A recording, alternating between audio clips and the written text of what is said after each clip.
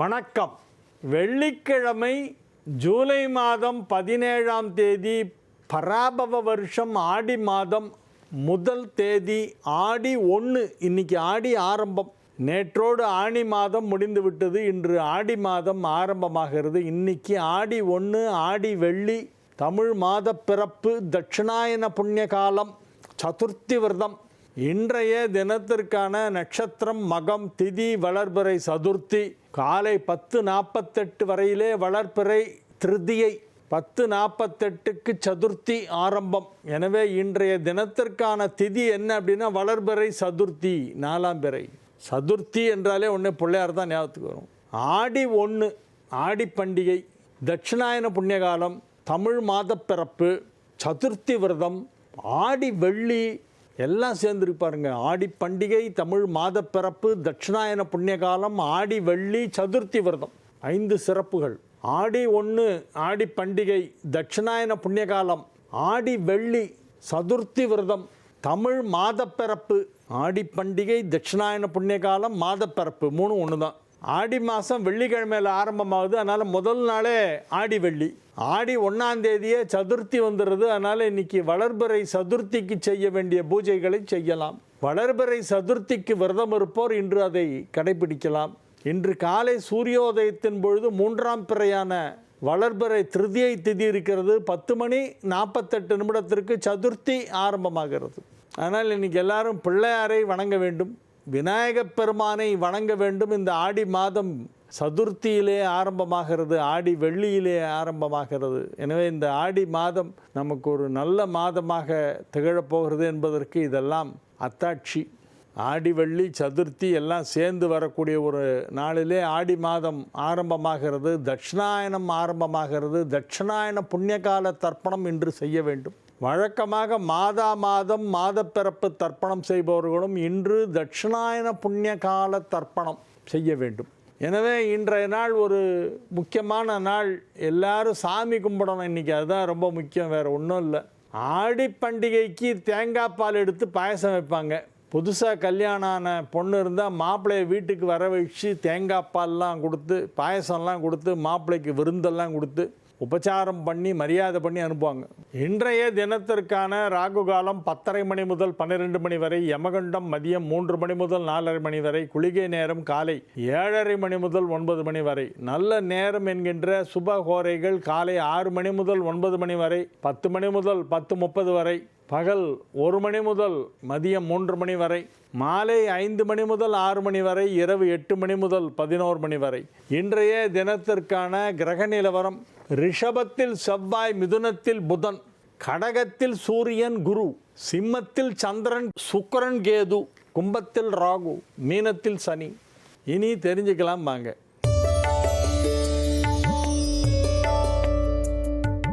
சங்கடஹர சதுர்த்தி என்பது தேய்பிறையா வளர்பிறையா? தேய்பிறை தான் சங்கடஹர சதுர்த்தி. இன்றைக்கி பாருங்கள், இந்த கேள்வி கரெக்டாக சதுர்த்தி அன்றைக்கி வருது. இன்றைக்கி வளர்பிறை சதுர்த்தி இன்றைக்கி வருது. இந்த கேள்வி என் கைக்கு. என் ராமச்சந்திரன், உடுப்பி ஓட்டல் மாடி, 111 மேற்கு மெயின் ரோடு, பெண்ணாகடம். ஒரு செயலை துவங்குவது தேய்பிறையில் துவங்குவது நல்லதா அல்லது வளர்பிறையில் துவங்குவது நல்லதா? சங்கடஹர சதுர்த்தி என்பது தேய்பிறை சதுர்த்தியா வளர்பிறை சதுர்த்தியா? தேய்பிறையில் தான் சங்கடஹர சதுர்த்தி. பிள்ளையாருக்கு ரெண்டுமே முக்கியம். வளர்பிறை சதுர்த்தியும் வழிபாடு செய்ய வேண்டும், தேய்பிறை சதுர்த்தியிலும் வழிபாடு செய்ய வேண்டும். வளர்பிறை தேய்பிறை 2ல் வர சதுர்த்தியும் விநாயகருக்கு பூஜை பண்ணும். இன்றைக்கி வளர்பிறை சதுர்த்தி. பட் இவர் கேள்வி கேட்குறது சங்கடகர சதுர்த்திங்கிறது வளர்பிறை சதுர்த்தியா தேய்பிறை சதுர்த்தியான்னு கேட்குறாரு ராமச்சந்திரன். தேய்பிறையில் வரும் சதுர்த்திக்குத்தான் சங்கடகர சதுர்த்தி என்று பெயர். அதாவது பௌர்ணமியான 4ஆவது நாள் சங்கடகர சதுர்த்தி. ஒரு செயலை எதில் துவங்க வேண்டும், தேய்பிறையிலா வளர்பிறையிலா? அது எதில் வேணால் துவங்கலாம். உங்கள் ராசிக்கு 11ஆம் இடத்தில் சந்திரன் வரும் நாளிலே துவங்கினால் எதுவுமே பார்க்க வேண்டாம். சஷ்டி விரதம் வளர்பிறை தேய்பிறை 2லும் இருக்கலாமா? இல்லை வளர்பிறையில் மட்டும்தான் இருக்கணும். சஷ்டி விரதம் வளர்பிறையில் மட்டும்தான். நன்றி திரு பின்னாடம் ராமச்சந்திரன். அடுத்து வருவது உடும்பு, ஆமை, பாம்பு இவை 3ம் வீட்டுக்குள் வந்தால் கெட்டது நடக்கும் என்று சொல்லுகிறார்கள். அது உண்மையா? குருநாதா வணக்கம். யார் அவர்? யார் இந்த சிஷ்யர்? வேலூர் மாவட்டம் அணைக்கட்டு வி குமரேசன் அணைக்கட்டு. என்ன கேட்குறாங்க அவங்க? உடும்பு, ஆமை, பாம்பு இது 3 வீட்டுக்குள்ளே வரக்கூடாதுன்றாங்களே, உண்மையா அப்படின்னா? உடும்பு வரும் சார். காட்டு பகுதியிலலாம் இருக்கிற இடத்துலலாம் பார்த்தா உடும்பெல்லாம் வரும் வீட்டுக்கு. அது ஒன்றும் தவறுன்னு சொல்ல முடியாது. ஆமை நுழைந்தால் வீடு விளங்காது அப்படின்னு சொல்லி ஒரு நம்பிக்கை நமது மக்களிடையே இருக்கிறது. இந்தோனேஷியாலெல்லாம் பார்த்திங்கன்னா ஆமையை வளர்க்குறாங்க வீட்டில். ஆமை இந்தோனேஷியாவில் பெட்டு. நம்மளாம் இங்கே நாய்க்குட்டி வளர்க்குற மாதிரி, நாய் பூனைலாம் வளர்க்குற மாதிரி அவங்க ஆமை வளர்க்குறாங்க இந்தோனேஷியாவில். நல்லா இருக்காங்க அவங்க. உடும்பு, ஆமை, பாம்பு இவையெல்லாம் வீட்டுக்குள் வரக்கூடாது. பாம்பு வரக்கூடாது. பாம்பு வந்தால் நல்ல சகுனம் இல்லை அது சொல்லுவாங்க. ஆமைக்கும் சொல்லுவாங்க. ஆனால் ஆமை ரொம்ப ரேர் வர்றது. உடும்பு, ஆமை, பாம்பு 3மே வரக்கூடாது. வந்துட்டால் என்ன செய்கிறது? சப்போஸ் வந்துடுச்சு சார், என்ன பண்ணணும் அப்படின்னா, பிள்ளையாரை ஒரு சின்ன சிலை இவ்வளோ பெருசுக்கு சின்னதாக 1 அடியை விட கம்மியாக இருக்கிற சைஸில் பிள்ளையாரை வாங்கி வீட்டு வாசலில் வச்சு அதை டெய்லி பூஜை பண்ணுங்கள். வீட்டு வாசல் என்ட்ரன்ஸ் கிட்ட பிள்ளையார் வச்சிங்கன்னா இந்த ஆமை நுழைஞ்சது, உடும்பு நுழைஞ்சது, பாம்பு நுழைஞ்சது இதனால் ஏற்படக்கூடிய தோஷங்கள் எல்லாம் நிவர்த்தி ஆகும். சேலம் கேஆர் தோப்பூர் சுப்பிரமணி. ஞானிகள், மகான்கள், சித்தர்கள் என்பவர்கள் சரித்திர நதியில் அணைக்கட்டுக்கள், அனுபவங்கள், கல்லூரியின் ஆசிரியர்கள், ஆன்மீக விளக்கின் அணையாத ஜோதிகள். அந்த வகையில் பழனி போகர் சித்தர் பற்றி கூறுங்களேன். 18 சித்தர்களோட இதுவும் பழனியில் பின்னால் கோயிலில் ஒரு இடத்துல எழுதி வச்சுருந்தாங்க. நல்ல ஒரு தாட் கொடுத்துருக்கீங்க கேஆர் தோப்பூர். சேலம் கேஆர் தோப்பூர் சுப்பிரமணியம் அவர்களே, 18 சித்தர்களை பற்றி தனியாக நான் ஒரு நிகழ்ச்சியே பண்ணுறேன். சித்தர்களுடைய வரலாறு, அவங்களுடைய ஜீவ சமாதிகள் இருக்கிற இடம், பெரிய பெரிய சித்தர்கள் வாழ்ந்த இடங்கள், அவர்களுடைய சமாதி எங்கே இருக்குது அப்படிங்கிறத பற்றியெல்லாம் என்னுடைய மூத்த மகன் ஹெச்வி கிருஷ்ணபிரசாத் அதில் ரொம்ப அதிக ஆர்வம் கொண்டவர். என்னுடைய சன்னுங்கிறதுக்காக நான் புகழலை. உண்மையிலே நல்ல நாலெட்ஜ் என் பையனுக்கு. சித்தர்களை பற்றி நிறைய விஷயம் கேதர் பண்ணி அதெல்லாத்தையும் அவன் ப்ரிப்பேர் பண்ணிகிட்டு இருக்கான். நான் சொன்னேன், இதெல்லாத்தையும் ஒரு புக்காக போடுடா, இல்லைன்னா இவ்வளவு நாலெட்ஜ் உனக்கு இருந்தால் அது மற்றவங்களுக்கு பிரயோஜனப்படாமல் போயிடக்கூடாது. நீ மட்டுமே தெரிஞ்சிக்கிட்டு போகாது, இதை எல்லாருக்கும் தெரியப்படுத்தணும். அதனால் இதை ஒரு நூலாக அச்சிடுவோம், வெளியிடுவோம் அப்படின்னு சொல்லியிருக்கேன். அநேகமாக இந்த அக்டோபர் மாதத்துக்குள்ளே நான் புக்கை ரெடி பண்ணி கொடுத்துட்றேன்ப்பா, பிரிண்டிங் கொடுத்துடலாம் அப்படின்னு சொல்லியிருக்காரு. பார்க்கலாம். அது நல்லபடியாக அந்த நூல் வெளியீட்டு விழாவை அக்டோபர் மாதத்தில் ஏதாவது ஒரு நல்ல நாளில் பண்ணலான் இருக்கேன். ஹெச்வி கிருஷ்ணபிரசாத் என்கிற எனது மூத்த மகன் சித்தர்கள், மகான்கள் பற்றிய ஏராளமான தகவல்களை சேகரித்து வைத்திருக்கிறார். அதை நூலாக வெளியிட விரும்புகிறேன். வடலூர் தைப்பூசம் விழாவில் கலந்து கொண்டு இருக்கிறீர்களா சார்? தைப்பூசத்தன்னைக்கு கலந்துக்கல. அந்த பக்கம் போகும்போதெல்லாம் வடலூரில் போய் நான் அந்த வள்ளலாருடைய அந்த இடத்த நான் போய் தரிசனம் பண்ணிட்டு போவேன். எனக்கு வள்ளலார் மேலே ரொம்ப ஒரு ஈடுபாடு.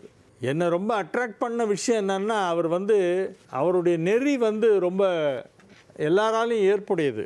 நம்மளுடைய சமயத்தை சார்ந்ததாகவே இருக்கும் எல்லாமே. அவருக்கு சிறு வயதிலேயே முருகன் காட்சி அளித்திருக்கிறார். வீட்டில் உட்காந்து ஏதோ படிச்சுட்டு இருக்கும்போது திருத்தணி முருகன் அவருக்கு காட்சி கொடுத்திருக்கிறார். அதே போல் அவர் திருவொற்றியூரிலே தனது மூத்த சகோதரருடன் வாழ்ந்து கொண்டிருந்த சமயத்திலே ஒரு நாள் சற்று தாமதமாக வீட்டிற்கு வருகிறார். அவர் தினசரி சென்னை பூக்கடை, ரத்தன் பஜார் என்று தற்போது அழைக்கப்படுகிறது, பூக்கடைன்னு சொல்லுவாங்க அந்த இடத்த.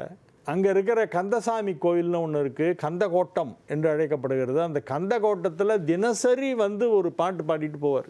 அந்த பாட்டெல்லாம் பாடிட்டு அவர் அங்கேருந்து நடந்தே திருவத்தியூர் போவார். பாரிஸ் கார்னர்லேருந்து திருவத்தியூர் எப்படியும் ஒரு 10 கிலோமீட்டர் இருக்கும். அந்த தலைவர் அவர் நடந்தான் போவார். தினமும் அப்படி தான் போவார். அந்த மாதிரி போகும்போது ஒரு நாளைக்கு கொஞ்சம் தாமதமாகி விடுகிறது. அண்ணா அண்ணி உறங்கிடுறாங்க. ஐயோ, அவங்கள தம்பதிகளை தட்டி எழுப்பி தொந்தரவு பண்ணக்கூடாது, உறக்கத்தில் இருப்பவர்களை எழுப்புவதே பாவம், அதுலேயும் அண்ணா அண்ணி இருக்காங்க வீட்டுள்ள, அவங்கள நம்ம தொந்தரவு பண்ண வேணாம் சொல்லி வெளியில் படுத்துடுறாரு திண்ணையில். கொஞ்ச நேரத்தில் அவங்க அண்ணியார் வராங்க. என்ன தம்பி சாப்பிடாமலே படுத்துட்டீங்க அப்படின்னா, இல்லை நீங்கள்லாம் தூங்கிட்டு இருந்தீங்க, நான் இந்த அவங்களுக்காகத்தான் வச்சுருக்கேன்னு சொல்லி ஒரு தட்டில் சக்கரை பொங்கல் கொண்டு கொடுக்குறாங்க. அதை இவர் சாப்பிட்றாரு. சாப்பிட்டு ரொம்ப நல்லா இருக்குது சக்கரை பொங்கல் அப்படின்றாரு. கோவில் பிரசாதம் தான் அப்படின்னு சொல்லிட்டு, இது எங்கே நடக்குதுன்னா வடிவுடையம்மன் கோவில் சன்னதி தெருவில், திருவொற்றியூர் சாப்பிட்டு படுத்துடுறாரு. மறுநாள் காலையில் கதவை திறந்துட்டு அண்ணா அண்ணி வராங்க. என்ன தம்பி ராத்திரி வரவே இல்லை, சாப்பிட வரவே இல்லை, அப்படியே வச்சுருந்தோம். கோவில் பிரசாதம் வேறு வந்திருந்தது, அதையும் சேர்த்து அப்படியே பத்திரமா வச்சுருந்தோம் உனக்காக சாப்பிட்றதுக்காக. நீ ஏன் பட்னியோடு படுத்துட்ட அப்படின்னு அண்ணன் கேட்குறாரு.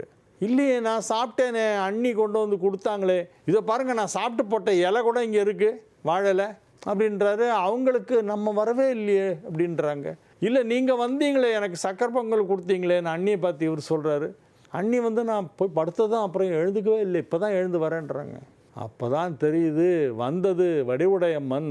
வடிவுடையம்மன் வள்ளலாருடைய அண்ணியின் வேடத்தில் வந்து அவருக்கு தன் கையாலேயே உணவு பரிமாறி இருக்கிறார். அப்படின்னா அவர் எவ்வளோ பெரிய ஒரு மகான் பாருங்கள், எவ்வளோ பெரிய பாக்கியசாலி, எவ்வளோ புண்ணியம் பண்ணியிருந்தால் அந்த மாதிரி பாக்கியம் கிடைக்கும். உலகக்கெல்லாம் படியெடுக்கின்ற லோக மாதாவான உலகத்தாயான அந்த அம்பிகை வள்ளலார் பட்னியாக கிடக்கூடாது, பட்னியாக தூங்கக்கூடாதுங்கிறதுக்காக அவருக்காக அவருடைய அண்ணி வேடத்தில் வந்து தம்பி எழுந்துருங்க தம்பின்னு சொல்லி சக்கரை பொங்கலை கொடுத்து சாப்பிட வச்சுட்டு போயிருக்காங்க. அவருடைய கொள்கையில் எனக்கு ரொம்ப பிடிச்சது வந்து அசைவத்துக்கு அவர் டெட் அகெயின்ஸ்ட்டு. அசைவம் சாப்பிடக்கூடாதுன்னு கண்டிப்பாக சத்தியம் வாங்கிட்டு தான் அதுக்கப்புறமா வந்து பக்கத்தில் கூப்பிட்டு உட்கார வைப்பார். நிறைய குடும்பங்கள் நான்வெஜ் அசைவம் சாப்பிட்டு கொண்டு வந்தவங்க எல்லாரும் வள்ளலார் வந்து சைவமாக சேஞ்ச் பண்ணார். வாழ்நாள் முழுவதும் எங்கள் பரம்பரையே இனிமேல் அசைவ உணவு சாப்பிட மாட்டோம் என்று சத்தியம் பண்ணி கொடுத்தார்கள் வள்ளலார் இருக்கும் பொழுது.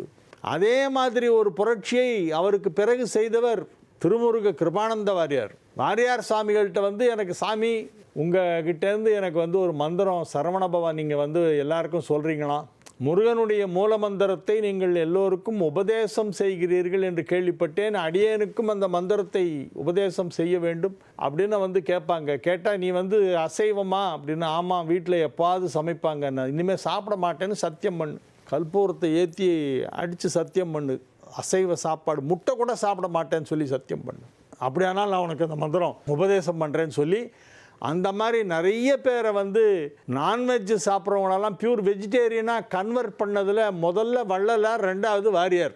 ஒளிமயமான எதிர்காலம். உங்கள் ஆன்மீக சந்தேகங்களுக்கு விடை காண நீங்கள் கடிதம் எழுதி அனுப்ப வேண்டிய முகவரி தெரிஞ்சுக்கலாம் வாங்க. Zee Tamil 33B Olympia Platina, SIDCO industrial estate, Guindy, Chennai 600032.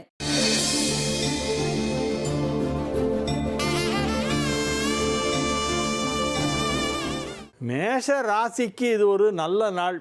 ஆடி மாத பிறப்பு, தட்சிணாயன புண்ணியகாலம், ஆடி பண்டிகை, ஆடி மகம், ஆடி வெள்ளி, ஆடி சதுர்த்தி, இவ்வளவு சிறப்புகள் கொண்ட இந்த நன்னாள் உங்களுக்கு நிச்சயமாக மிக மகிழ்ச்சியான நாளாக அமையும். 4ஆம் இடத்தில் 2 ராஜ கிரகங்கள் ஒன்றாக இணைந்திருக்கின்றன. ஒன்று குரு, இன்னொன்று சூரியன். 5க்குடைய சூரியனும் 4ஆம் இடத்திலே, 9க்குடைய குருவும் 4ஆம் இடத்திலே. 2 திரிகோணாதிபதிகள், சூரியனும் குருவும் திரிகோணாதிபதிகள். ஆனால் அவை இரண்டும் ஒரு கேந்திரத்திலே, 4ஆம் இடமாகிய கேந்திரத்திலே ஒன்றாக இணைந்திருக்கின்ற அற்புதமான கிரக அமைப்பு. திரிகோணாதிபதி கேந்திரம் ஏறினாலோ அல்லது கேந்திராதிபதி திரிகோணம் ஏறினாலோ நிச்சயமாக அது 2 மடங்கு நன்மையை செய்யும் என்பது ஜோதிட கருத்து. 2 திரிகோணாதிபதிகள் ஒன்றாக சேர்ந்து 4ஆம் இடமான கடகம் என்னும் கேந்திரத்திலே இணைந்திருக்கின்ற ஒரு நல்ல கிரக அமைப்பு. எனவே இந்த ஆடி மாதம் முழுவதுமே உங்களுக்கு நல்ல நாள். எல்லா நாட்களும் நல்ல நாட்கள். ஆடி மாதத்தில் உள்ள கிரக நிலவரம் எல்லாமே மேஷ ராசிக்கு சாதகமாக இருக்கின்றன. அதிலும் இன்றைய நாள் மிகச்சிறப்பான நன்மைகள் நடைபெறக்கூடிய நல்ல நாள். மகத்தில் சந்திரன் அமர்ந்து கொண்டு உங்களுக்கு யோகங்களை கொடுத்து கொண்டிருக்கிறது. மகிழ்ச்சியாக இருப்பீர்கள், ஆரோக்கியமாக இருப்பீர்கள், விரைவாக உங்கள் பணிகளை செய்து முடிப்பீர்கள். வியாபாரத்திலே நல்ல முன்னேற்றம் ஏற்படும். இல்லத்தில் சுப நிகழ்ச்சி நடத்துவது பற்றிய பேச்சுவார்த்தைகள் எல்லாம் நடைபெற்று கொண்டிருக்கும். இல்லத்தில் உள்ளவர்கள் உங்கள் உள்ளத்தை புரிந்து கொண்டு அதற்கேற்ப நடந்து கொள்வார்கள். நன்மைகள் அதிக அளவிலே நடைபெறக்கூடிய நல்ல நாள். ரிஷப ராசிக்கு இன்றைய தினம் மிக சிறப்பான நன்மைகள் எல்லாம் நடைபெறக்கூடிய நல்ல நாளாக விளங்குகிறது. 4ஆம் இடத்தில் சந்திரன், 4ஆம் இடத்தில் ராசி அதிபதி சுக்கிரனும் இணைந்திருக்கிறது. சந்திரன், சுக்கிரன், கேது ஆகிய 3 கிரகங்கள் 4ஆம் இடத்திலே இருப்பதால் ரிஷப ராசிக்கு இது ஒரு நல்ல நாள். எனவே ஆடி மாதம் 1 தேதியான இன்றைய தினம் ரிஷப ராசிக்கு 4ஆம் இடத்திலே சந்திரன், சுக்கிரன், கேது இணைந்திருப்பது ரிஷப ராசிக்கு நன்மை. ராசி அதிபதி 4ஆம் இடமான கேந்திரத்திலே இருக்கிறது என்பது ஒரு சிறப்பு.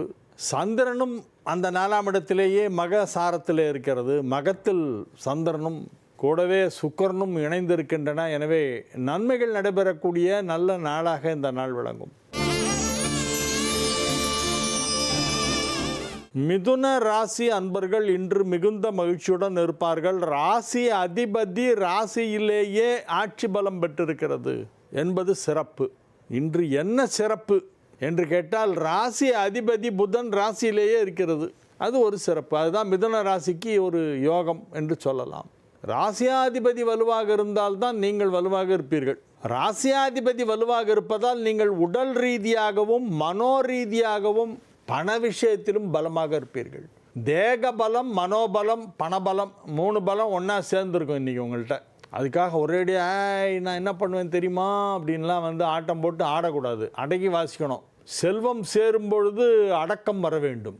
அதுதான் அந்த செல்வத்திற்கு ஒரு அழகாம். யாருக்கு ரொம்ப படித்தவங்களோ நல்ல அறிவாளிகளோ அவங்கள்ட்ட பணம் சேர்ந்தால் அவன் அதை வெளியவே காட்டிக்க மாட்டானான். ஆட்டம் போட்டு ஆட மாட்டான். சில பேர் சில கார்லாம் பார்த்தோன்னா எல்லா இடத்துலையும் எக்ஸ்ட்ரா லைட் போட்டிருப்பான். என்னென்னா புது பணக்காரன், இப்போ தான் புதுசாக ஃபஸ்ட்டு பணத்தை பார்க்குறவன், ஏதோ குறுக்கு வழியில் டக்குன்னு சீக்கிரம் சம்பாதிச்சவனாக இருப்பான். அவன் என்ன பண்ணுவான், அவனுக்கு என்ன பண்ணுறதுன்னு தெரியாது. காரை வாங்கிடுவான். காரில் எல்லா இடத்துலையும் லைட்டு போட்டு வச்சுருவான். எக்ஸ்ட்ரா லைட்டு, எக்ஸ்ட்ரா ஃபிட்டிங்ஸாக ஒரே கிஜி கிஜி கிஜி கிஜி கிஜின்னு எரியும். அந்த எக்ஸ்ட்ரா ஃபிட்டிங்ஸ் எல்லாம் பார்த்தாலே தெரியும் அவன் புது பணக்காரன்ட்டு. அந்த மாதிரி இல்லாமல் அடக்கத்தோடு தன்மையோடு மிதமாக பேசி மக்களோடு கலந்துரையாட வேண்டும். எல்லோரோடும் சமமாக பழக வேண்டும். அதுதான் ரொம்ப முக்கியம். ஒரு பதவியோ இல்லைன்னா ஒரு பணம் கொஞ்சம் நிறைய சேர்ந்துட்டாலோ உடனே அப்படி யாரையுமே அப்படி பார்க்காத மாதிரியெல்லாம் போவாங்க சில பேர். பாவம், அவங்களுடைய அறியாமல். நம்ம எப்போதும் ஒரே மாதிரியே இருக்கணும். ஏன்னா ஏற்றம் வரும் இறக்கம் வரும். வாழ்க்கையில் ரெண்டுமே மாறி தான் வரும். எல்லாருக்கும் வரும். எல்லாரும் ஒரு நாள் ஹை பீக்கில் போயிட்டுருப்பான். எல்லோரும் ஒரு நாள் கஷ்டத்தில் இருப்பான். எல்லாருக்கும் லைஃப்பில் மாறி தான் வரும். உயர்வு தாழ்வுகள் மாறி வருவதால் எப்போதும் ஒரே மாதிரியே பழக கற்றுக்கொள்ள வேண்டும். இன்று நீங்கள் அமைதியாக இருப்பீர்கள், மகிழ்ச்சியாக இருப்பீர்கள், வெற்றிகரமாக உங்கள் வேலைகளை செய்து முடிப்பீர்கள். உங்கள் ராசி அதிபதி புதன் உங்களை உயர்ந்த நிலைக்கு எடுத்து செல்ல போகிறது. மகிழ்ச்சியான நல்ல நிகழ்ச்சிகளிலே நீங்கள் கலந்து கொள்வீர்கள். கடகராசிக்கு இன்றைய நாள் நன்மைகள் நடைபெறுகின்ற நல்ல நாள். ராசியிலேயே குருவும் சூரியனும் இணைந்திருப்பது ஒரு பெரிய யோகம் என்று சொல்லலாம். ராசியிலே குரு உச்சமடைந்திருக்கும் போது சூரியனும் அதில் முன் கடகத்திற்குள் சூரியனும் இன்றைய தினம் இணைந்திருக்கிறது. சூரியனும் குருவும் ஒன்றாக இணைந்தாலே இரண்டும் ராஜ கிரகங்கள் அல்லவா? ராஜ கிரகங்கள், 2 கிரகங்கள் ராசியிலே இணைந்ததால் அரசாங்கத்தால் நன்மை, அரசாங்கத்தில் உள்ளவர்களுக்கு நன்மை. அரசு வேலைக்காக முயற்சி செய்து கொண்டு இருப்பவர்களுக்கு இப்பொழுது வேலை கிடைக்கும். நேர்மையான முறையிலே உங்களுக்கு வேலை கிடைக்கும். நீங்கள் யாருக்கும் சம்திங்லாம் கொடுக்க வேண்டாம். பரீட்சை எழுதி பாஸ் பண்ணிங்கன்னா வேலை கிடைக்கும். எனவே நன்றாக தேர்வு எழுதுங்கள். TNPSC, UPSC, RRB, all India banking service examination போன்ற தேர்வுகள் எழுதினால் வேலை நிச்சயம் கிடைக்கும். நன்மைகள் நடைபெறக்கூடிய நல்ல நாளாக இந்த நாள் விளங்குகிறது.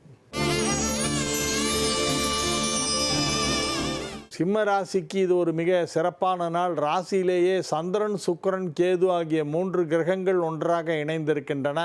எனவே இது ஒரு நன்மை செய்யக்கூடிய நல்ல நாள் என்பதிலே எந்தவித சந்தேகமும் இல்லை. அதிக நன்மைகள் நடைபெறும். 11ஆம் இடத்திலே தனலாபாதிபதியான புதன் வலுவாக ஆட்சி பலம் பெற்றிருப்பதால் 11ஆம் இடம் வலுப்பெற்றிருக்கிறது. எனவே நன்மைகள் அதிக அளவிலே நடைபெறுகின்ற நல்ல நாள். 11ஆம் இடத்தில் 11 புதன் வலுவாக ஆட்சி பலம் பெற்றிருக்கிறது. எனவே இது மிக சிறப்பான நன்மைகள் நடைபெறக்கூடிய நல்ல நாளாக சிம்ம ராசிக்கு விளங்குகிறது. 12ஆம் இடத்திலே குரு உச்சமடைந்திருப்பதால் சுப விரயங்களை ஏற்படுத்தும். எனவே வீடு வாங்குவீர்கள். வீடு, வாசல், நிலம், தோப்பு, துறவு எல்லாம் வாங்கி போடுறதுக்கு இப்போ வாய்ப்பு இருக்குங்க. விவசாய நிலம் வாங்கலாம். பூமி சம்பந்தமான பிரச்சனைகள் ஏதாவது குடும்பத்தில் இருந்தால் சொத்து பிரச்சனை, சொத்து பிரிப்பதில் பிரச்சனை, அண்ணன் தம்பிங்களுக்குள்ள சொத்து தகராறு, தாத்தா வச்சுட்டு போன சொத்தை பங்கு போடுறதுல பேரங்கள்லாம் அடிச்சுக்குவாங்க. நீ ஜாஸ்தி எடுத்துக்கிட்ட, எனக்கு கம்மியாக கொடுத்துட்டேம்மா. இவங்க 2 பேரும் சம்பாதிச்ச பொருளாக அவங்க தாத்தா. ஆனால் சண்டை போடுறது பேர பசங்க சண்டை போட்டுக்குவாங்க. அந்த மாதிரி பிரச்சனைகள்லாம் இருந்தால் இப்போ அதெல்லாம் முடிவுக்கு வரும். இனிமேல் உங்கள் குடும்பத்தில் சொத்து பிரச்சனை வராது, சொத்து தகராறு, கேஸு, கோர்ட்டெல்லாம் கிடையாது. எல்லாரும் சுமூகமாக ஒத்துப்போய் ஒன்றாக பேசி நன்றாக முடிவெடுத்து அனைவருக்கும் சமமான நியாயமான விதத்திலே பங்கு பிரித்து சொத்தை பங்கு பிரித்து எடுத்துக்கொள்வீர்கள். எனவே இது ஒரு நல்ல நாள்.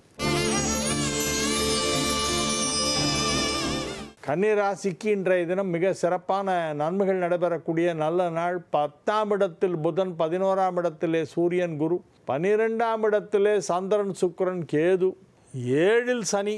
7இல் உள்ள சனியை 7க்குடையவன் குரு பார்த்து கொண்டிருக்கிறது. எனவே நன்மைகள் நடைபெறக்கூடிய நல்ல நாள், மகிழ்ச்சியான நாள். எல்லா விதமான விஷயங்களும் நல்லா நடக்கும். அலுவலக பணிகளை சிறப்பாக செய்வீர்கள். இல்லத்தில் மகிழ்ச்சியான சூழ்நிலை ஏற்படும். அனைவரும் ஒற்றுமையாக இருப்பார்கள். குடும்பத்தில் சுப நிகழ்ச்சி நடத்துவது பற்றிய ஏற்பாடுகள், பேச்சுவார்த்தைகள் எல்லாம் நடைபெற்று கொண்டிருக்கும். எனவே இது ஒரு மிக சிறப்பான நல்ல நாள்.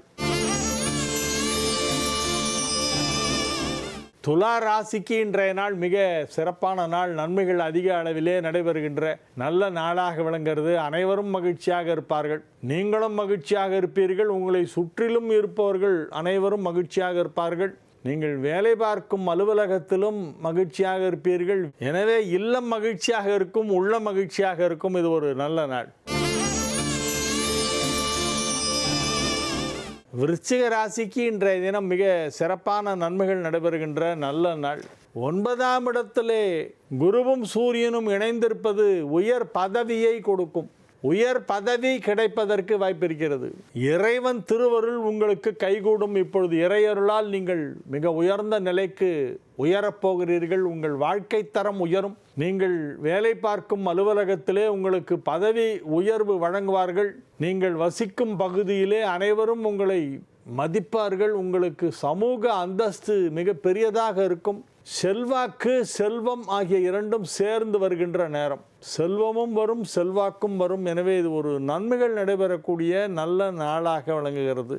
வியாபாரம் செய்து கொண்டிருக்கும் விருச்சிக ராசியினருக்கு அதிலே நல்ல லாபம் கிடைக்கும். திருமண வயதில் உள்ள இளம் ஆண்கள், பெண்களுக்கு இப்பொழுது திருமணம் நிச்சயமாகும். திருமணம் முடிந்து இன்னும் குழந்தை பாக்கியம் கிடைக்கவில்லை, தாமதமாகிறது என்ற மனக்குறை இருந்தால் இப்பொழுது அந்த குறை சரியாகிவிடும், தீர்ந்துவிடும். குருவாயூரப்பன் அருளால் உங்கள் வீட்டிலே குழந்தை வரப்போகிறது. வம்ச விருத்திக்கு குருவாயூரப்பன் வழிபாடு மிகவும் முக்கியமானது. இப்பொழுது குருவாயூரப்பனுடைய அருளால் விருச்சிக ராசிக்காரர்களுடைய வீட்டிலே கட்டிலுக்கு பக்கத்தில் தொட்டில் போடும் நேரம் வந்துவிட்டது. எனவே இது ஒரு நல்ல நாள். தனுசு ராசிக்கு இன்றைய நாள் மிக சிறப்பான நல்ல நாளாக விளங்குகிறது. மகிழ்ச்சியான நல்ல செய்திகளெல்லாம் வந்து சேரும். அலுவலகத்திலே சிறப்பான பணியாற்றியதற்காக உங்களை அனைவரும் பாராட்டுவார்கள். சொந்த தொழில் செய்பவர்கள், வியாபாரம் செய்து கொண்டிருப்பவர்களுக்கெல்லாம் அதிலே நல்ல பொருளாதார வளர்ச்சி ஏற்படும். குடும்பத்தில் அமைதி ஏற்படும். ஆரோக்கியம் நன்றாக இருக்கும். எனவே எந்தவித இடையூறும் இல்லாமல் உங்கள் தொழிலை நீங்கள் சிறப்பாக செய்து கொண்டிருப்பீர்கள்.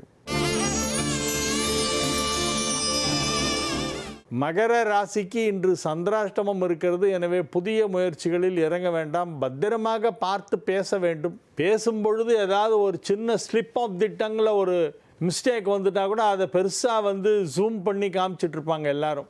இவர் எப்படி பேசுகிறார் பார்த்தீங்களா அப்படின்னு உடனே நாளைக்கு சோஷியல் மீடியாவில் உங்களை போட்டு எல்லாரும் பிடுங்கி எடுத்து கிள்ளி பிராண்டி எல்லாம் பண்ணுவாங்க. எங்கே எவன் மாட்டுவான்னு காத்துட்ருக்கு ஒரு குரூப்பு. எங்கேயா மாட்டிட்டா அவ்வளோதான் போச்சு. அதை ஒரு சாக்காக எடுத்துக்குவாங்க. பாவம். ஏன்னா அவங்களுக்கு பப்ளிசிட்டி வேணும்ல. பப்ளிசிட்டி கிடைக்கிற அளவுக்கு அவங்கள்ட்ட திறமை இல்லை. அப்போ என்ன பண்ணுவான், யார் ரொம்ப புகழோடு இருக்கானோ அவனை வேணும்னு அட்டாக் பண்ணுறது. அதில் இவங்களுக்கு பப்ளிசிட்டி தேடிக்கிறது. புகழ்பெற்றவர்களை இகழ்ந்து பேசினால் அவர்களுக்கு புகழ் கிடைத்து விடும் என நினைக்கிறார்கள். சுயமாக புகழ் கிடைக்காதவர்கள் புகழ்பெற்றவர்களை இகழ்வார்கள். ஏன்னா தனக்கு அந்த மாதிரி ஒரு பப்ளிசிட்டி கிடைக்கலையே, புகழ் கிடைக்கலையேன்ற வைத்தறிச்சலில் என்ன பண்ணுவான், திட்டுவான். எங்கேயாவது ஏதாவது ஒன்று சொல்லிகிட்டே இருப்பான். அப்போ ஒன்று பார்க்குறவன், அப்பா ஒரே குத்தம் சொல்கிறாருப்பா, இவர் எவ்வளோ பெரிய ஆள் இல்லை அப்படின்னு நினச்சிக்குவோம். அதுக்காக வேண்டி பெரிய ஆளுங்களை குறை சொன்னால் நம்ம பெரிய ஆள் ஆகிட முடியாது. நம்ம உண்மையிலே எதாவது பண்ணணும், எதாவது சாதிக்கணும். எனவே இன்றைய நாள் சற்று எச்சரிக்கையாக இருக்க வேண்டும் மகர ராசியான அன்பர்கள். கும்ப ராசிக்கு இன்றைய நாள் மிகச் சிறப்பான நாள். 5ஆம் இடத்திலே புதன் வலுவாக ஆட்சி பலம் பெற்று இருக்கிறது. எனவே பூர்வ புண்ணிய ஸ்தானம் வலுப்பெற்று இருக்கிறது. 5ஆம் இடம் வலுப்பெற்றிருப்பதால் பதவி கிடைக்கும், பதவி உயர்வு கிடைக்கும். நீங்கள் சார்ந்திருக்கும் இயக்கத்திலே உங்களுக்கு தலைமை பொறுப்பு கொடுப்பார்கள். மகிழ்ச்சியான நல்ல செய்திகளெல்லாம் வந்து சேரும். நன்மைகள் நடைபெறக்கூடிய நல்ல நாளாக இந்த நாள் விளங்குகிறது. மீன ராசிக்கு இன்றைய நாள் மிகச் சிறப்பான நாள். 5ஆம் இடத்திலே ராசி அதிபதி உச்சமடைந்திருக்கிறது என்பது மிக அற்புதமான ஒரு யோகம். 4-7 குடையவன் 4ஆம் இடத்திலே ஆட்சி. எனவே நன்மைகள் அதிக அளவிலே நடைபெறுகின்ற நல்ல நாளாக இந்நாள் விளங்குகிறது. நீங்கள் உற்சாகமாக இருப்பீர்கள், ஆரோக்கியமாக இருப்பீர்கள், வசதியாக இருப்பீர்கள். எனவே இது ஒரு நல்ல நாள். அசையா சொத்து வாங்குவதற்கு இப்பொழுது வாய்ப்பு உண்டாகும். மறந்து விடாதீர்கள், இன்றைக்கி நிறைய விசேஷம் இருக்குது. நாளைக்கு ஒரு விசேஷமும் கிடையாது. இன்றைக்கி தான் ஆடி வெள்ளி, ஆடி சதுர்த்தி, ஆடி மாத பிறப்பு, தட்சிணாயன புண்ணியகாலம், சதுர்த்தி விரதம், சுக்லபட்ச சதுர்த்தி, வளர்பிறை சதுர்த்தி. விநாயகர் வழிபாடு செய்ய வேண்டும். ஆடி வெள்ளியிலே விநாயகரை வழிபட்டால் ரொம்ப நல்லது. இந்த வருஷம் ஆடி மாதம் 5 வெள்ளி வருது. அதனால் ஆடி வெள்ளியிலே கணபதி ஹோமம் செய்தால் ரொம்ப நல்லது. வீட்டில் கணபதி ஹோமம் பண்ணுறதா இருந்தால் ஆடி வெள்ளியிலே காலங்காத்தால் பண்ணணும். அதிகாலை நேரத்திலே ஆடி வெள்ளியிலே கணபதி ஹோமம் செய்ய வேண்டும். செய்தால் மிகவும் நல்லது. நன்மைகள் நடைபெறப் போகின்ற நல்ல மாதமாக இந்த ஆடி மாதம் அனைவருக்குமே விளங்குகிறது. அதிலும் மீனராசிக்கு இது மிகச் சிறப்பான நல்ல நேரம். வாழிய செந்தமிழ், வாழ்க நற்றமிழர், வாழிய பாரத மணித்திருநாடு. வந்தே மாதரம், வந்தே மாதரம், வந்தே மாதரம். மீண்டும் நாளை நிகழ்ச்சியிலே உங்களை சந்திக்கும் வரை உங்களிடமிருந்து விடைபெற்றுக் கொள்வது உங்கள் வழிகாட்டி ஜோதிடர் கலைமாமணி ஹரிகேசன் நல்லூர் வெங்கட்ராமன். வணக்கம்.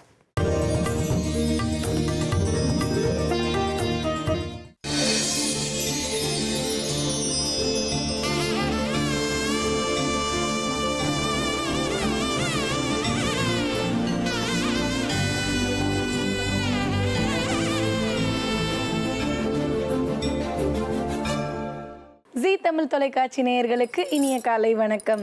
ஓம்காரம் நிகழ்ச்சிக்கு உங்களை அன்புடன் வரவேற்கிறோம். உங்களுடைய வாழ்க்கையில் ஏற்படும் பிரச்சனைகளை சரி செய்யவும், மென்மேலும் வளர்ச்சியடையவும், ஜாதக ரீதியான சந்தேகங்களுக்கு விடை காணவும் யோகா ஆஞ்சநேயர் சக்தி பீடம் அனுமன் உபாசகர் ஜோதிட சிம்மம் திருவல்லிக்கேணி சுவாமி கண்ணன் பட்டாச்சாரியா சப்தரிஷி வாக்கியம் மூலம் உங்களுடைய சந்தேகங்களுக்கு தீர்வளிப்பார். வணக்கம் சுவாமிஜி. நாராயண. இன்றைய நாள் எப்படி இருக்க போது, இன்னைக்கு நம்ம பண்ண வேண்டிய பூஜைகள் பரிகாரங்கள் பற்றி சொல்லுங்க சுவாமிஜி. ஸ்ரௌதத்மார்தாதிகம் கர்ம நிகிலம் ஏனதோ த்ரீதம் தஸ்மை சமஸ்த வேதார்த்த விதே விகணசே நமக. வக்ரதுண்ட மகாகாய சூரியகோடி சமப்பிரபா நிர்விக்னம் குருமே தேவா சர்வகாரேஷு சர்வதாம். யோக பட்டேன பத்தாங்கம் திரிநேத்திரம் சாந்த விக்கிரகம் தியாயே சமஸ்த தோஷக்னம் பாதாத்மஜ மகல்மஷம் கிருஷ்ணம் வந்தே ஜெகத்குரும். ஜெயந்தி மங்களாகாளி பத்ரகாளி கபாலினி துர்காஷமா சிவாதாத்ரி ஸ்வாகாசோதா நமோஸ்துதே. குரு பிரம்மா குரு விஷ்ணு குரு தேவோ மகேஸ்வரக குரு சாட்சாத் பரம்பிரம்மா தஸ்மை ஸ்ரீ குரவே நமக. அஸ்மத் குருபியோ நமக விகணச மகா குரவே நமக. அனுமன் சுவாமிகள் ஆசிகளுடன். மங்களகரமான பராபவ வருடம் ஆடி மாதம் 1 தேதி 17/7/2026 வெள்ளிக்கிழமையான இன்று பல நல்ல ஜோதிட ஆன்மீக விஷயங்களை பேசலாம். அவனருளாலே அவன் தாழ் வணங்கி இந்நாள் இனிய நாளாகட்டும். ஓம்காரம் பகுதியில் தினந்தோறும் ஜோதிடம் ஆன்மீகம் சம்பந்தமான தகவல்கள் பார்த்துட்டு இருக்கோம். அந்த வகையில் தலையெழுத்தை மாற்றி அமைக்க முடியுமா? அப்படி மாற்ற முடியும் அப்படின்னா எந்த காலகட்டத்தில் அதை மாற்ற முடியும்? அப்படி மாற்றி அமைக்கிறதுனால கர்மா தீருமா அப்படின்றத பற்றின விளக்கம் எங்களுக்கு கொடுங்க சுவாமிஜி. பொதுவாக கர்மா அப்படின்றது பூர்வ ஜென்மத்தில் நாம் என்ன பாவம் பண்ணுமோ புண்ணியம் பண்ணுமோ அதனோட கணக்கு, அவ்வளோதான். சுருக்கமாக சொன்னால் போன ஜென்மத்தில் நம்ம என்ன பாவ புண்ணியம் பண்ணமோ அதனோட கணக்கு தான். ஒரு ஜீவன் 84 லட்சம் பிறவி எடுக்கிறதுன்னு சொல்கிறான். ஒரு ஜீவன் 84 லட்சம் யோனியில் பிறந்து அதுக்கப்புறம் அது பிரம்மத்தை அடையும்னு சொல்கிறான். அதை உங்களுக்கு நீந்துவன, நடப்பன, பரப்பன, ஊர்வன, சிந்திப்பவன, மனுஷன், இப்படி 7 பிறப்பாக சொல்கிறார். ஆனால் சித்தர்கள் சொன்னது இங்கே வேறு. ஒரு ஆணும் பெண்ணும் நினைத்தது, அதுக்கப்புறம் சேர்ந்தது, கர்ப்பத்தில் உதித்தது, இப்படி சொல்லி அப்புறம் பிறந்தது, நடந்தது, சிந்தித்ததுன்னு கடைசியாக முடிக்கிறான். மனுஷ பிறப்பி அவள் 7 பிறப்புன்னு ஒரு சொல்கிற சித்திரம் உண்டு. ஆனால் எப்படி பார்த்தாலும் போன ஜென்மாவில் செய்த கர்மாவோட பலன்கள், பாவமோ புண்ணியமோ, அந்த கணக்கை இந்த ஜென்மாவில் நாம் அனுபவிக்கிறோம். இப்போ ஒரு கடனாக இருக்கட்டும், விரோதமாக இருக்கட்டும், அப்படி இல்லைன்னா வியாதியாக இருக்கட்டும், திருமண தடையாக இருக்கட்டும், குடும்ப பிரச்சனையாக இருக்கட்டும், கோர்ட்டு வழக்காக இருக்கட்டும், ஏதோ ஒரு விதத்தில் பூர்வ ஜென்மாவில் நாம் செய்கிற சுகிருதத்தோட பலனை அனுபவிக்கிறோம். சில பேர் பார்த்துருப்பீங்க, தங்க ஸ்பூனோட பிறந்தான்னுவான். அது எதுக்கு இதை சொல்ல வரோன்னா, அது கர்மாவை கொண்டு அனுபவிக்கிறோம். சரி, இது மாறுமா மாறாதானா? முதல்ல ஒன்று, பொதுவான விதி கர்மாக்கள் எப்பயும் மாறுறதில்லை. கர்மாக்கள்ன்றது அப்படியே தொடர்ந்து வரத்தான் செய்யும். சரி, மகான்களுக்கு கர்மா மாறாதா அப்படின்னா, மகான்களுக்கும் கர்மா மாறாது. ஆனால் அவளுக்கு எப்போ ஞானம் வந்துருத்தோ அந்த ஜீவன் முக்தரானவாளுக்கு தான் செய்கிறோன்ற அகங்காரம் இல்லாமல் போகிறதுனால அவளுக்கு கர்மா புதுசாக பிறக்காது. நமக்கு கர்மா வந்துக்கிட்டே இருக்கும் தொடர்ந்து. ஆனால் அவளுக்கு புதுசாக கர்மாக்கள்னு ஒன்று பிறக்காது. அவளோட கர்மா பூர்வ ஜென்ம சுகிருதோ கர்மாவை இப்போ அனுபவிக்கிறதோடு முடிஞ்சிடும். ஆனால் அது எவ்வளோ பாக்கி இருக்கோ அது வரைக்கும் அவள் ஜீவிதத்தோடு இருப்பாள். அவளுக்கு வயிற்று வலி வரலாம், தலைவலி வரலாம், தொல்லைகள் வரலாம். எத்தனையோ பட்டினத்தார் கதையெல்லாம் படிச்சிருப்பீங்க. அந்த மாதிரி போராட்டங்களை சந்தித்து தான் அவள் அதுலேருந்து மீண்டு வரக்கூடிய சூழ்நிலை அடைவாள். ஆனால் அவளுக்கு பாவ புண்ணியங்கள் தொடராது, அவள் ஜீவன் முக்தன் ஆயிடுறாள். இப்போ இந்த கர்மாக்களை நம்ம பரிகாரங்கள் பண்ணால் மாற்றிட முடியுமா அப்படின்னா, நமக்கு ஒரு தவறான கருத்து இருக்குது. என்னென்னா, கோயிலுக்கு போய் ஒரு அர்ச்சனை பண்ணிட்டோம்னா இந்த பிரச்சனை உடனே தீர்ந்துடும். அப்போ நம்ம பிரச்சனையை யார் மேலேயாவது சுமத்த முடியுமான்னு பார்க்குறோம். யார் அர்ச்சகர்கிட்ட போயிட்டோம், அவருக்கு ஒரு 10ஓ 20ஓ கொடுத்துட்டோம். நாம் அந்த 10 ரூபா 20 ரூபாய்க்கு என்ன சங்கல்பம் பண்ண சொல்கிறோன்னா, நம்மளுக்கு என்னெல்லாம் உண்டோ, வீடு வாகனம், கோடிக்கணக்கான பணம், யோகம், வெளிநாட்டு பயணம், என்னென்ன உண்டோ அது எல்லாமே சித்திக்கணும்னு அந்த 10ஓ 20ஓ கொடுத்துட்டு பணம் நினைக்கிறோம். அப்போ அந்த கர்மா தீருமா தீராதா? ஏன் நமக்கு தீராது? ஏன்னா இதுக்கு முன்னால் பகவான் எத்தனையோ பேருக்கு அனுகிரகம் பண்ணவா தானே. இப்போ ஸ்ரீரங்கம்லாம் போனீங்கன்னா அங்கே எத்தனையோ ஆழ்வார்களுக்கு அனுகிரகம் பண்ணியிருக்கார். திருப்பதியில் அனுகிரகம் பண்ணியிருக்கார். இப்படி பகவான் எவ்வளோ ஆழ்வார்களுக்கு அனுகிரகம் பண்ணும்போது நம்மளை மட்டும் ஏன் விட்டுருவார்? இப்படி ஒரு கேள்வி கட்டாயம் எல்லாருக்கும் பிறக்கும். நமக்கு மட்டும் எப்படி விட்டுருவார்? ஏன்னா முதல்ல ஒரு விஷயம் புரிஞ்சுக்கணும். கஷ்டம்னு தெரிஞ்சு, இல்லை அந்த கோயிலுக்கு போனால் கஷ்டம் வரும்னு தெரிஞ்சு ஆழ்வாராதிகள்லாம் போயிருக்கா. அந்த காலத்தில் இந்த இடத்துக்கு போனால், இப்போ திருப்பதி மலைக்கு போனால் வழியில் ஏதோ கரடி, புலி, சிங்கம், சிறுத்தை எல்லாம் இருக்குன்னு தெரிஞ்சே கஷ்டப்பட்டு இப்போ மாதிரிலாம் பஸ்ஸில் காரில் போகல, நடந்தே போய் தான் போயிருக்கா. அதேமாரி எம்பெருமானன் முக்திநாத் போகிறாருன்னா, இப்போ நம்ம இவ்வளோ சொகுசாக போனால் கூட 1000 கஷ்டம்னு நினைக்கிறோம். ஆனால் அத்தனை கஷ்டத்தையும் தாண்டி தான் எம்பெருமானார் போய் அங்கே மங்களாசாசனம் பண்ணியிருப்பார், சுவாமியை தரிசனம் பண்ணியிருப்பார். இப்போ சுந்தரர் முதல் கொண்டு காரைக்கால் அம்மையார் வரைக்கும் கைலாயம் போயிருக்கான்னா, இப்போ இருக்கிற வசதிகளை விட்டுட்ட சிந்தித்து பார்த்தீங்கன்னா அது நம்ம நினச்சி கூட பார்க்க முடியாதது. அப்போ பகவான் அவளுக்கு அனுகிரகம் பண்ணதுக்கும் நம்ம 100 ரூபா டிக்கெட்டு, 500 ரூபா டிக்கெட்டு, ஸ்பெஷல் டிக்கெட் வாங்கிட்டு போய் குறுக்க போய் உடனே ஒரு 1000 பேர் காத்துட்டுருப்பா. நம்ம ஒரு 50ஓ 20ஓ கட்டி அர்ச்சனை பண்ணி நம்ம கர்மா தீர்ந்துருமானா எப்படி அந்த கர்மா தீரும்? அப்போ தலைவிதி மாறவே மாறாதானா? மாறும். மார்கண்டேயருக்கு ஜாதக ரீதியாக 16 வயசு, அவ்வளோதான். அதுக்கப்புறம் அல்பாயில்னா. ஆனால் அவர் இன்றைக்கும் சிரஞ்சீவியாக தானே இருக்கார். சத்யவான் சாவித்திரி கதை படிச்சிருப்பீங்க, எல்லாருக்குமே தெரிஞ்சிருக்கும். சத்யவான் சாவித்திரி கதை படிக்காதவாளே இல்லை. அப்போ இறந்து போன கணவனோட உயிரையே மீட்டு வந்தா இல்லையா? அப்போ இந்த அதிசயங்கள்லாம் நடந்துதா இல்லையானா எல்லாத்துக்கும் பேஸ் பக்தி தான். நீங்கள் பக்தி பூர்வமாக இல்லாமல் செய்யக்கூடிய எந்த கர்மாக்களும் நமக்கு பலன் தரவே தராது. அதனால் கர்மாக்கள்லேருந்து விடுபடுறதுக்கு வாய்ப்பு உண்டு. ஆனால் அதுக்குரிய யுக்திகள் மட்டும்தான் சர்வ ஜாக்கிரதையாக கையாளணும். ஆனால் பணம் மட்டுமே முழுக்க பரிகாரம் ஆகாது. இதை தெரிஞ்சுன்னா கர்மாலேருந்து வெளியில் வரத்துக்கான வழி கட்டாயம் கிடைக்கும். எல்லாத்த விட குருவோட திருவடி கட்டாயம் சுகத்தை கொடுக்கும், அதில் ஒன்றும் சந்தேகமே வேண்டாம். எப்பயுமே பிரச்சனைகள் வரும்பொழுது நாம் நல்ல சர்க்குரு, அதாவது விஷயம் தெரிந்து ஆச்சாரிய புருஷாக்கிட்ட யோசனை கேட்கணும். நம்ம ஆச்சாரிய பீடம் எதுவோ அங்கே போய் யோசனை கேட்கணும். படித்த அறிஞர்கள் சபையில் யோசனை கேட்கணும். இதில் இன்னொன்று, பெண் புத்தி பெண் புத்தி நான் ஒன்று ஞாபகம் வச்சுக்கணும். இது பெண்ணுன்னு சொன்னது மனைவியை குறிக்கக்கூடியதாக அர்த்தம் இல்லை. யோசனைகள் நமக்கு சம்பந்தம் இல்லாத பெண்கள்கிட்டையோ சிறுவர்கள் நிறைந்த சபைக்கிட்டையோ கேட்கக்கூடாது. அதே நேரத்தில் நம்ம ரட்சிக்கக்கூடியவா யார் உண்டோ, குருவாக இருக்கட்டும், இல்லது உறவினராக இருக்கட்டும், தகப்பனாக இருக்கட்டும், தகப்பனுக்கு சமமான உறவாக இருக்கட்டும், மாமனாராக இருக்கட்டும், இவாளில் கட்டாயம் ஆலோசனை கேட்கலாம். அதேமாரி நம்மளை ரட்சிக்கக்கூடிய இடத்துலேருந்து நம்மளோட நலன் பேணக்கூடிய தாயாக இருக்கலாம், சகோதரியாக இருக்கலாம், மனைவியாக இருக்கலாம், இவாகிட்டையும் கேட்கலாம். அதனால் ஆலோசனைகளை காலாகாலத்தில் கேட்டு அதுக்கப்புறம் செய்யும்போது பலன் உண்டு. எந்த பிரச்சனைகளாக இருந்தாலும் அதனால் பிரச்சனைக்குரிய காலத்தில் ஜோதிடர்கிட்ட ஆலோசனை கேட்கணும். ஜாக்கிரதையாக இருக்க வேண்டிய நேரத்தில் இது மாதிரி மனுஷாக்கிட்ட ஆலோசனை கேட்கலாம். கர்மாக்கள் நான் சொன்ன மாதிரி பிரபஞ்சத்தோடு தொடர்புடையதாக இருக்கணும். பிரபஞ்சம் வேற, ஈஸ்வரன் வேற கிடையாது. பிரபஞ்சத்தையும் ஈஸ்வரனையும் பிரித்து பார்க்க வேண்டாம். காலம்தான் ஈஸ்வரன், ஈஸ்வரன் தான் காலம். இன்னும் பல அபூர்வ விஷயம் பின்னால் பேசலாம். ஜோதிட ஆன்மீக கேள்விக்கு போகலாம். அவனருளாலே அவன் தாழ் வணங்கி இந்நாள் இனிய நாள் ஆகட்டும். விதியை மாற்றி அமைக்கக்கூடிய வல்லமை இருக்கா இல்லையா அப்படின்றத பற்றியும் அது எந்த காலகட்டத்தில் அமையுன்றதை பற்றின விளக்கம் கொடுத்ததுக்கு நன்றி சுவாமிஜி. நேரழைப்பில் காத்துட்ருக்குறாங்க. வணக்கம். வணக்கம் மேம். வணக்கம் சார், எங்கேருந்து பேசுகிறீங்க? உங்கள் பேர் என்ன? என்னோட பேர் வெங்கட்ராமன். சென்னை தாம்பரத்துலேருந்து கால் பண்ணியிருக்கேன் மேடம். என்ன சந்தேகம் சுவாமிஜி கிட்ட கேட்கணும் உங்களுக்கு? மேடம், எனக்கு வந்து ஒரு பர்மனன்ட் ஜாப் எதுவுமே செட் ஆக மாட்டேங்குது. ஸோ பெர்மனன்ட் ஜாப்காக தான் நான் இப்போ கேட்குறேன். ஒர்க் பண்ணால் சேலரியும் சரியாக கொடுக்க மாட்டேங்கிறாங்க. ஸோ அதான் சாமி கிட்ட வந்து பெர்மனன்ட் ஜாப், ஃபிக்ஸடு சேலரி வர மாதிரி ஏதாவது சொன்னால் கொஞ்சம் நல்லா இருக்கும். இப்போ என்ன உத்தியோகம் பண்ணிட்டு இருக்கீங்க நீங்க? இல்ல மேம், இப்போ உத்தியோகம் 3 மாசம் ஆகுது. உத்தியோகமே இல்ல, இப்ப பாத்துட்டு தான் இருக்கேன். உத்தியோகம் இன்னும் கிடைக்கல, பாத்துட்டு தான் இருக்கேன் மேம். வேற புதுசா ட்ரை பண்ணிட்டு தான் இருக்கேன், இன்னும் அமையல. என்ன படிச்சிருக்கீங்க நீங்க? மேம், நான் பிகாம் முடிச்சிருக்கேன் மேடம். மெடிக்கல் சம்பந்தமான துறையில உங்களுக்கு திருப்பி வேலை கிடைக்கணும்னு நினைக்கிறீங்களா? இல்ல மேம், நான் வந்து ஒரு அக்கௌண்ட்ஸ் ரிலேட்டடா தான் பாத்துட்டு இருக்கேன். அக்கௌண்ட்ஸ் ரிலேட்டடா இன்னும் எனக்கு கிடைக்கல. ஸோ இப்போ ஒரு சின்ன சின்ன கம்பெனில தான் இப்போதைக்கு பாத்துட்டு இருக்கேன். ஸோ அதுவும் எனக்கு ஃபிக்ஸட் ஆக மாட்டேன்னுது. இப்போ அக்கௌண்ட்ஸ் துறையில உங்களுக்கு ஒரு வேலை கிடைக்கிறதுக்கும் நிரந்தரமான ஒரு சம்பளம் கிடைக்கிறதுக்கு என்ன பரிகாரம்னு கேட்கணும் இல்லையா?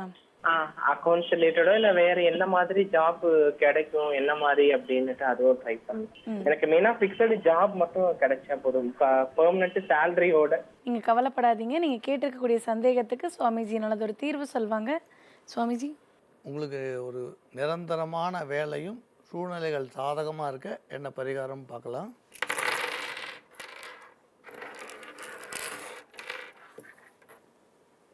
சில எளிய பரிகாரம் சொல்கிறோம். கட்டாயம் வந்து நல்ல பலன் கிடைக்கும். நீங்கள் ஒவ்வொரு மாதமும் முதல் ஞாயிற்றுக்கிழமை ஞாயிறு நீங்கள் இருக்கிற இடத்துலேருந்து ஒரு 20 கிலோமீட்டரில் இருக்க நினைக்கிறேன், அந்த கிராமத்தில் இருக்க பெருமாளையும் ஈஸ்வரனையும் போய் தரிசனம் பண்ணிட்டு வாங்க. வேறு ஒன்றும் வேண்டாம். ஒவ்வொரு மாதமும் நான் சொன்னது, இப்போ ஆடி மாதம் பிறக்கிறதுனா ஆடி மாதம் முதல் ஞாயிற்றுக்கிழமை, ஆவணி பிறக்கும் பொழுது ஆவணி மாதம் முதல் ஞாயிற்றுக்கிழமை, புரட்டாசி மாதம் பிறந்த முதல் ஞாயிற்றுக்கிழமை, மாதத்தில் முதல் ஞாயிற்றுக்கிழமை தமிழ் மாதப்படி போய் அங்கே ஈஸ்வரனையும் பெருமாளையும் சேவிச்சுட்டு வாங்க. வேறு ஒன்றும் பண்ண வேண்டாம். தொடர்ந்து தரிசனம் பண்ணிகிட்டே வாங்க. வருஷத்தில் ஒரு தடவை உங்களுக்கு எப்போ நேரம் கிடைக்கிறதோ ஸ்ரீரங்கம் போய் ரங்கநாதரை தரிசனம் பண்ணுங்கள். வருஷத்தில் ஒரு தடவை ரங்கநாதரை தரிசனம் பண்ணுங்கள். எந்த வேலை ஆரம்பிக்கிறதா இருந்தாலும் புதன்கிழமை, திங்கக்கிழமை முக்கியத்துவம் கொடுங்க. கட்டாயம் இந்த முறை நல்ல திருப்பத்தை சந்திக்க முடியும். நம்புங்கள், நல்லதே நடக்கும். வேலை வாய்ப்பு அமைவதற்கு நல்லதொரு பரிகாரம் சொன்னதுக்கு நன்றி சுவாமிஜி. மங்களானி பவந்து.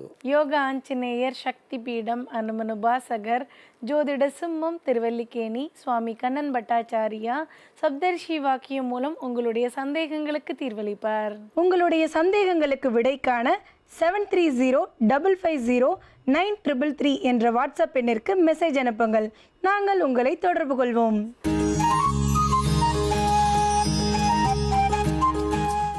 உலகெங்கும் பார்த்து ரசித்துக் கொண்டிருக்கும் ஜீ தமிழ் தொலைக்காட்சி நேயர்களுக்கு அன்பார்ந்த காலை வணக்கம். நேயர்களே, நம்ம ஒரு சில கொழுப்புள்ள உணவுகள்லாம் சாப்பிடுவோம், அதாவது இறைச்சி அதெல்லாம் சாப்பிடுவோம். அந்த நேரத்தில் அந்த மசாலா பொருளோட மராட்டி மொக்கு சேர்த்து போடுவாங்க. லவங்கம், பட்டை, இலை, மராட்டி மொக்கு இதெல்லாம் சேர்த்து அரைச்சி போடுவாங்க. அது எதுக்குன்னு கேட்டிங்கன்னா, அந்த கடினமான கொழுப்பை வந்து செரிக்க வைப்பதற்கும் அந்த கொழுப்பால் நம்ம உடலில் எந்த பாதிப்பும் வராமல் இருப்பதற்கும் இந்த மராட்டி மொக்கு, லவங்கப்பட்டை இதெல்லாம் சேர்ப்பாங்க.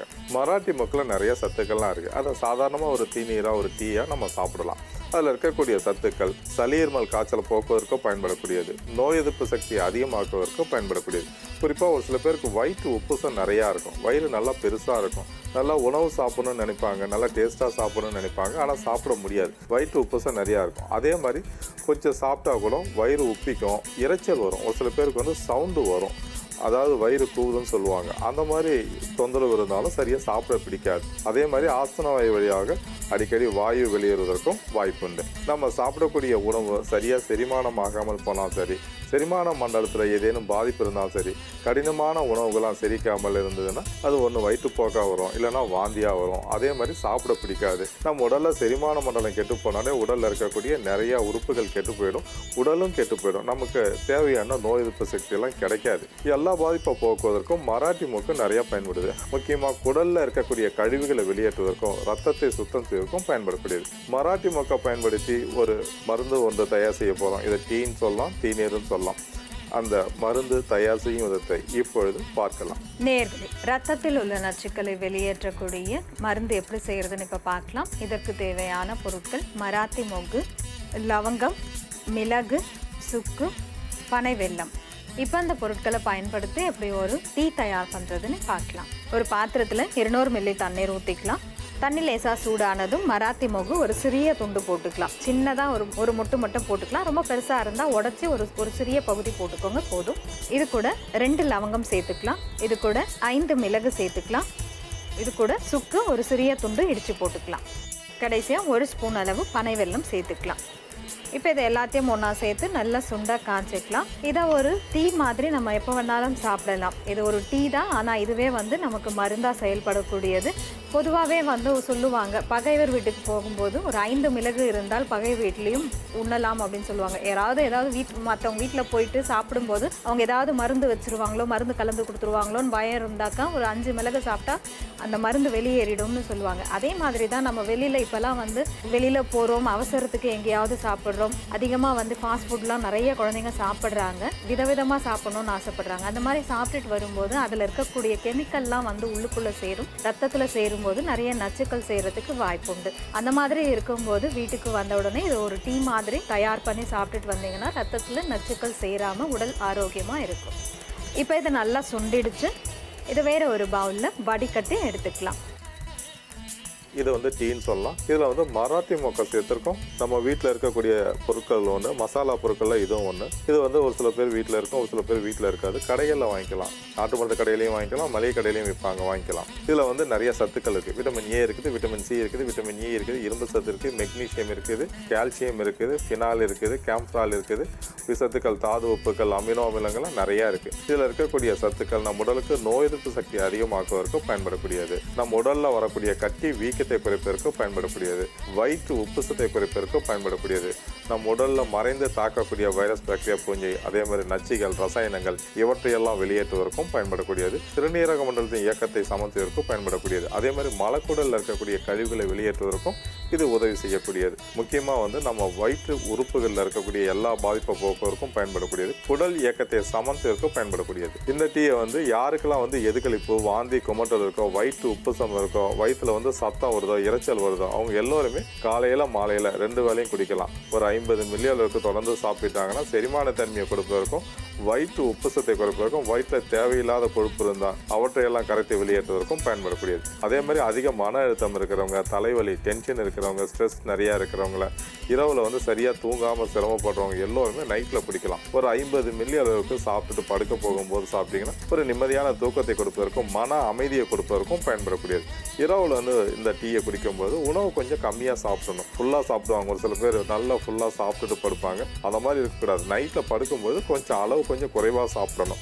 அது மாதிரி சாப்பிட்டுட்டு படுக்க போகும்போது இது போல் ஒரு டீ தயார் செய்து குடிச்சிங்கன்னா ஒரு நிம்மதியான தூக்கத்தை கொடுப்பதற்கும், மன அமைதியை கொடுப்பதற்கும் பயன்படக்கூடியது. அதே மாதிரி கல்லீரல், பித்தப்பை, கணையம், சிறுநீரக மண்டலம் இந்த உறுப்புகளில் இருக்கக்கூடிய பாதிப்பில் போக்குவதற்கும் பயன்படக்கூடியது. கண்களுக்கு செல்லக்கூடிய ரத்த ஓட்டத்தை சீராக்குவதற்கும், கண்களுக்கு வந்து குளிர்ச்சியை கொடுப்பதற்கும் பயன்படக்கூடியது. அதே சமயத்தில் கண் சிவந்து இருந்தாலும் சரி, கண்களில் நீர் அழுத்தம் இருந்தாலும் அவற்றையெல்லாம் குறைத்து கண்களுக்கு நல்ல ஆரோக்கியத்தை கொடுப்பதற்கு பயன்படக்கூடியது. அதுக்கப்புறம் ஒரு சில பேருக்கு வந்து மூக்கில் சதை வளர்ச்சி இருந்தாலும் சரி, அந்த எலும்பு வந்து கொஞ்சம் பெண்டாக இருந்தாலும் மூச்சை விட ரொம்ப சிரமப்படுவாங்க.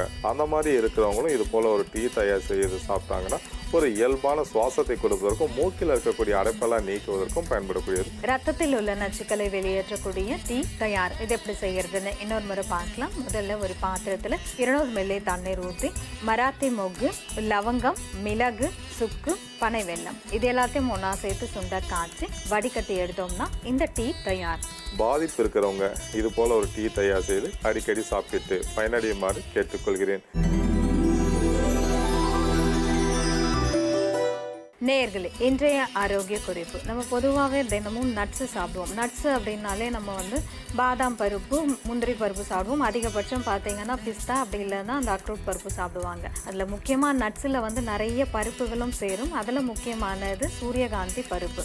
சூரியகாந்தி விதைக்கு உள்ளே இருக்கக்கூடிய அந்த பருப்பை வந்து நம்ம டெய்லி சாப்பிட்டுட்டு வரணும். 4 பாதாம் 4 முந்திரி சாப்பிட்றோமோ அதே மாதிரி ஒரு அரை ஸ்பூன் அளவு இந்த சூரியகாந்தி பருப்பு தினமும் சாப்பிட்டுட்டு வந்தோம்னா பிராஸ்டேட் வீக்கம் ஏற்படாமல் இருக்கும்.